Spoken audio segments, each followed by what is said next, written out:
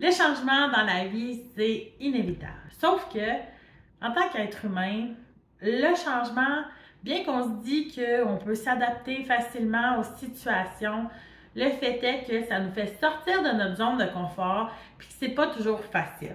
Donc, en tant que leader en petite enfance, quand tu approches tes éducateurs et tes éducatrices pour leur parler de faire des modifications, des changements dans leur façon de faire ou qu'il va y avoir des changements dans leur environnement, dans leur centre éducatif, ça peut être très inconfortable, puis soulever des préoccupations, puis là, tu finis par gérer beaucoup de négatifs et beaucoup de chiolage par rapport à ça. Mais après avoir vu cette vidéo, ça ne sera plus le cas parce que je t'explique comment apporter des changements auprès de ton équipe en petite enfance sans devoir gérer une tonne de commentaires négatifs.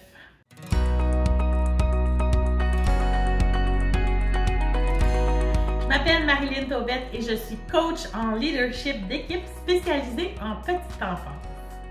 Ce qui veut dire que je me concentre à appuyer les superviseurs de programmes jeunesse dans le développement de leur confiance et de leurs habiletés dans leur leadership d'équipe et dans leur gestion administrative. Donc, justement, puisque je veux t'appuyer dans ton quotidien de leader en petite enfance, je t'ai créé un guide gratuit que je vais mettre le lien sous cette vidéo. C'est les 10 commandements d'un ou d'une leader en petite enfance. Donc, c'est gratuit. Télécharge-le dès maintenant. Donc, comment on fait ça, gérer le changement avec nos équipes en petite enfance sans devoir avoir à gérer plein de commentaires négatifs ou du chiolage dans les étapes du processus? Bien, ça passe beaucoup par la planification. Puis là, je t'explique rapidement, en fait, je te nomme rapidement les 4 étapes du processus de changement. Alors, premièrement, il y a la prise de conscience ensemble en équipe qu'il y a une difficulté et un changement serait nécessaire. Deuxièmement, bien, il y a la préparation vers ce changement-là, se questionner à comment on va réussir, ça va être quoi notre plan d'action en fait. Troisièmement, bien, il y a le plan d'action en soi à mettre en œuvre.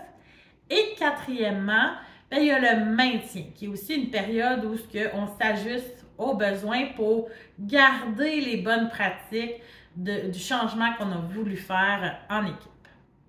Dans cette vidéo, on va s'attarder principalement à l'étape numéro 1, qui est la prise de conscience en équipe. Parce que c'est vraiment de là que va partir le fait que si cette prise de conscience-là, elle est faite, c'est là qu'après, ça va permettre d'avoir peu ou pas du tout de commentaires négatifs parce qu'il y a comme un aspect de consentement dans cette première étape-là de « OK, on a pris conscience et ensemble, on choisit de faire un changement ». Donc, on va s'attarder à cette étape-là et on va parler de comment on apporte ça concrètement, cette prise de conscience-là ensemble en équipe. Alors, dans un premier temps, tourne-toi vers toi, prends conscience de tes émotions par rapport à ça et détache-toi-en le plus possible. Je l'ai dit au début de la vidéo, c'est normal, c'est humain quand on parle de changement d'avoir d'abord une résistance. Donc, d'avoir d'abord des craintes, d'avoir des questions, d'avoir des préoccupations. Donc, c'est pas parce que tes éducateurs et tes éducatrices sont nécessairement fermés que ça va être les premières réponses qu'elles vont t'apporter. C'est humain. Donc, tu dois te détacher de ça et t'attendre à ça. Et même, justement, dans cette première phase-là, c'est ton rôle de leader de faire verbaliser ces points-là à tes éducateurs et tes éducatrices.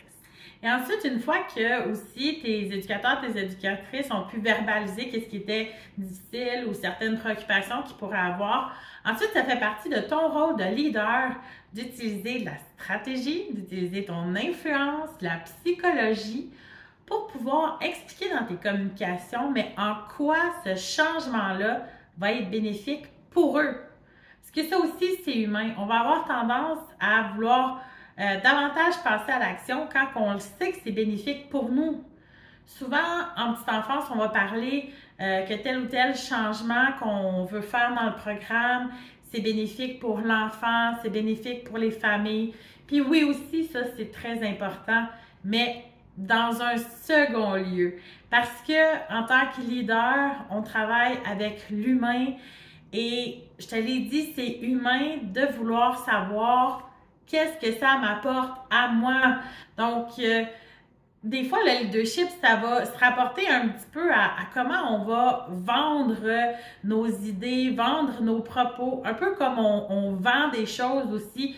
Donc, c'est cette psychologie-là de se dire, bon, ben, tel ou tel changement, ça a un impact pour toi en tant qu'éducateur, éducatrice. Je t'explique comment ça pourrait t'aider dans ton quotidien. Déjà là, les membres de ton équipe vont être comme, OK, tu sais, j'y vois en quoi ça me serait utile à moi. Puis oui, après l'enfant et la famille, mais à moi, dans mon quotidien d'éducateur, éducatrice, OK, j'en prends davantage conscience et j'ai davantage le goût de participer à ce changement. On fait un exemple ensemble, OK? Donc, par exemple, que tu fais des observations, définitivement, le jeu extérieur avec les enfants est à améliorer.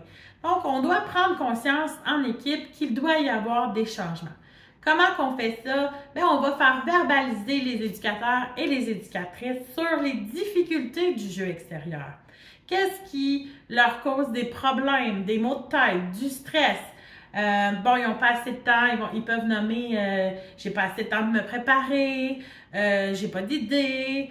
Quand on sort aussi, là, tout installer le matériel, il faut toujours ranger à chaque fois. Ils peuvent te nommer plein de choses comme ça. Toi, en tant que leader, ce que tu veux, c'est que tes éducateurs et tes éducatrices en viennent à changer leur façon de faire pour impliquer davantage les enfants dans l'organisation du jeu extérieur. Donc là, il faut parler et vendre cette idée de changement-là à ton équipe. Donc, en quoi ça peut être bénéfique? Bien, justement, il n'y a pas assez de temps de programmation, de préparation quand vous allez vers l'extérieur, quand il y a cette transition. Alors, d'impliquer les enfants, ça t'enlève du temps à toi de devoir faire cette tâche-là. Puis d'impliquer les enfants à sortir les bacs, à choisir les bacs, à ranger les choses. Donc, tu vois, c'est plus facile pour toi en tant qu'éducateur qu'éducatrice. Donc ça, c'est un petit exemple. Donc, bien sûr, dépendamment du sujet, du changement que l'on souhaite apporter avec l'équipe, cette phase-là de prise de conscience, elle peut prendre plus qu'une rencontre, plus qu'une discussion, pour être capable de vraiment avoir fait cette prise de conscience-là, puis être prêt à se rendre à la deuxième étape. Donc, c'est pourquoi cette planification-là est très importante dans la gestion du changement pour éviter les répercussions négatives, le chiolage et le stress que ça peut causer sur l'équipe. Je termine la vidéo en te rappelant que je te laisse le lien vers un guide gratuit sur justement les 10 commandements d'une leader en petite enfance. C'est gratuit, va le télécharger dès maintenant. J'espère que cette vidéo t'aura été utile. S'il te plaît, partage-la à un ou une collègue en petite enfance à qui ça pourrait être bénéfique de l'écouter. Et je t'invite, si ce n'est pas déjà fait, à t'abonner aussi à ma page YouTube pour pouvoir voir toutes les autres vidéos que je vais rendre disponibles gratuitement sur ma chaîne. Bye!